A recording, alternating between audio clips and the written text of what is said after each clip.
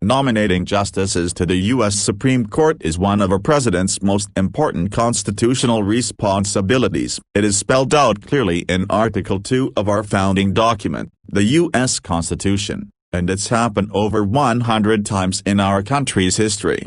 But like so many things in America today, a Supreme Court nomination is a highly politicized affair. Many of our modern-day problems date to the left's hysterical attacks on President Ronald Reagan's nomination of Robert Bork to the court in 1987.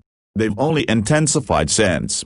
Justice Brett Kavanaugh's 2018 confirmation process was abhorrent. The U.S. Senate, which provides a check on the president through its advice and consent role, deserves much of the blame. It took just 42 days to confirm the late Justice Ruth Bader Ginsburg in 1993, who, despite her years of advocating on behalf of liberal causes, ultimately won the support of 96 senators. President Donald Trump has promised to nominate Ginsburg's successor as early as this week. He's also indicated that his choice will be a woman. There is absolutely no reason for senators who support the president's nominee and who are satisfied with her credentials to reject her on the basis of timing.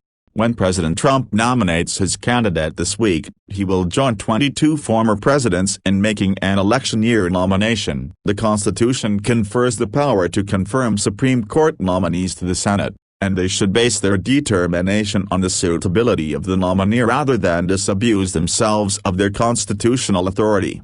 Senators should not be cowed into giving up their constitutional power in response to tired political threats. In the hours after Justice Ginsburg's death, sadly, many Democrats began to threaten revenge if a replacement is confirmed by anyone but them.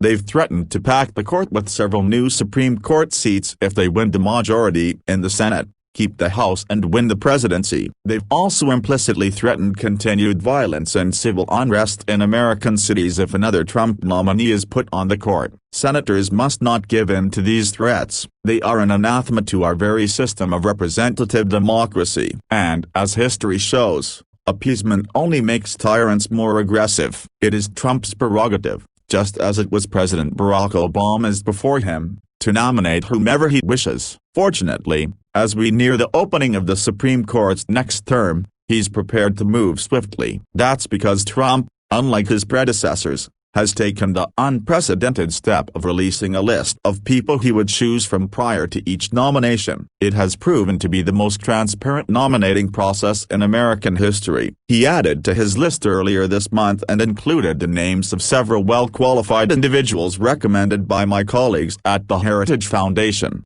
The individuals on the president's list understand that we are a nation based on the rule of law, and they are dedicated to the preservation of a constitutional republic. Thus, they are originalists who would issue rulings based on the Constitution and the law rather than on their favored political or policy outcome. Almost 200 years ago, Alexis de Tocqueville observed the unique role of the Supreme Court. I am unaware that any nation of the globe has hitherto organized the judicial power in the same manner as the Americans. A more imposing judicial power was never constituted by any people. The role of the Supreme Court is just as vital today as it was then. That's why any vacancy, except in rare circumstances, must be filled promptly. The people on the president's list have all proven themselves tremendous public servants with a true fidelity to the Constitution. Any one of them would be an excellent choice to serve on the nation's highest court. The court already has a full docket of important cases to decide for its next term, and those are just the ones we know about today. There's ample reason to be concerned that we might find ourselves in another Bush v. Gore scenario, where the nation's highest court needs to settle decisions regarding the next presidential election. We need a full bench with 9 justices so that ties can be broken, decisions can be final, and the court can continue its critical work without delay.